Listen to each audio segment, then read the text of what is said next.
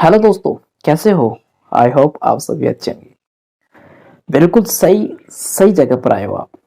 बिल्कुल आपने क्लिक करके जो आपने थंबनेल पे देखा था, बिल्कुल सेम वो आप उसको सोचकर देखकर जो वीडियो पर आए हैं, बिल्कुल आज उसी पेज पर आपकी वीडियो बनेगी। एकदम क्लिक वाइज मजा आ जाएगा।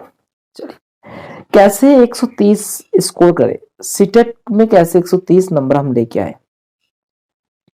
सीटेट एग्जाम के समय बहुत कम है, वैसे ज्यादा समय तो है नहीं, लेकिन हम इतने कम समय में भी कैसे कितने नंबर्स प्राप्त करें, कैसे अच्छे नंबर गेन करें, उन चीजों पे हम डिस्कस करेंगे।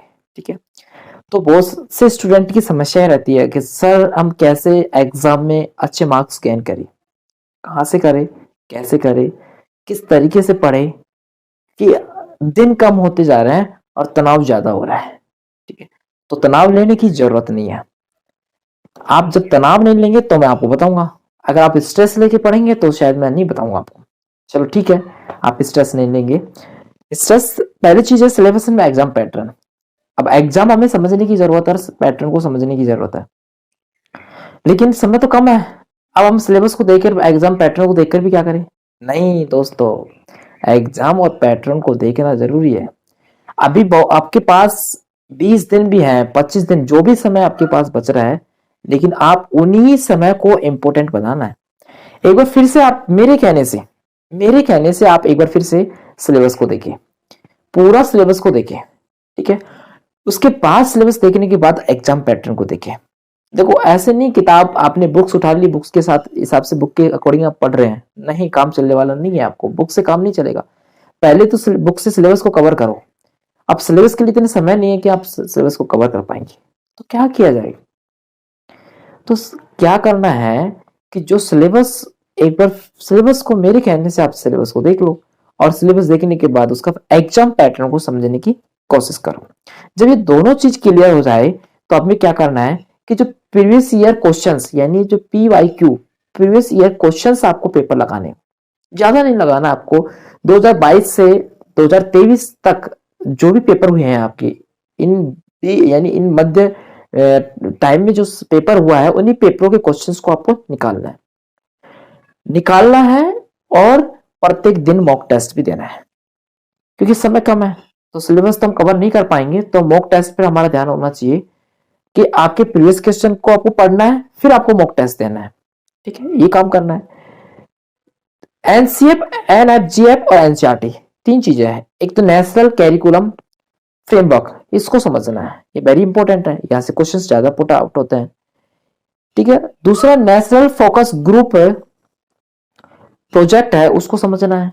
और एनसीईआरटी की जो बुक है, वेरी इंपॉर्टेंट है, एनसीईआरटी को तो आपको फॉलो करना है, क्योंकि एनसीईआरटी ही सीटेट पहले ही इस चीज को डिक्लेयर कर देती है, कि ये क्लेरिफाई कर देती है कि आपके क्वेश्चंस जो आएंगे वो एनसीईआरटी से ही आएंगे, एनसीईआरटी से बाहर नहीं होंगे आपके क्वेश्चंस।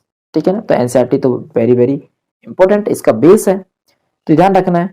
अब समय कम है और हमें नए टॉपिक तो पढ़ना ही नहीं है, तो हमें टॉपिक ज्यादा समय, हमें अपना समय टॉपिक पे नहीं बिताना है। ठीक है। और जो चीज को सीखा है उन्हीं को हमें रिवाइज करना है। जो हमने नोट्स बनाए हैं, जिस तरीके से पढ़े हैं हम, उन्हीं चीजों को हमें रिवाइज करना है, ज्यादा समय खराब नहीं करना है। हाँ, खास बात ध्यान रखना है कि इस पेपर में नेगेटिव मार्किंग नहीं है। तो नेगेटिव मार्किंग नहीं है तो आपको क्वेश्चन, तो सारे क्वेश्चंस का आपको अटेम्प्ट करने हैं, एक भी क्वेश्चंस आपको छोड़ना नहीं है। ठीक है। कहीं क्वेश्चंस बहुत से स्टूडेंट देखते नहीं है, पेपर फॉर्म को फिलअप करने के बाद वो पेपर देने चले जाते हैं और देखते नहीं है कि ये पेपर में पता नहीं होता उनको कि नेगेटिव मार्किंग नहीं है। तो ध्यान रखिए, नेगेटिव मार्किंग पेपर में कतई नहीं है। तो आपको सारे क्वेश्चंस आपको अटेम्प्ट करने हैं। और आपको ध्यान रखना है, पेपर को जब अटेम्प्ट कर रहे हैं उसी दौरान ध्यान रखना है कि आपका ज्यादा समय आपको क्वेश्चंस पे नहीं बिताना। यानी अब क्या करते हो कि एक ही क्वेश्चन पे अपना पूरा समय खराब कर देते हो, या फिर आप दो या तीन क्वेश्चंस जितने अटेम्प्ट कर सकते हैं, जिनको कर सकते हैं, उतना समय आप एक ही पर्सन पे ज्यादा बिता देते हैं। तो आपको स्पेंड नहीं करना, आपका ज्यादा समय आपको एक क्वेश्चन पे स्पेंड नहीं करना, उस क्वेश्चन को छोड़ के जो जो पहले आता है उनको करना है।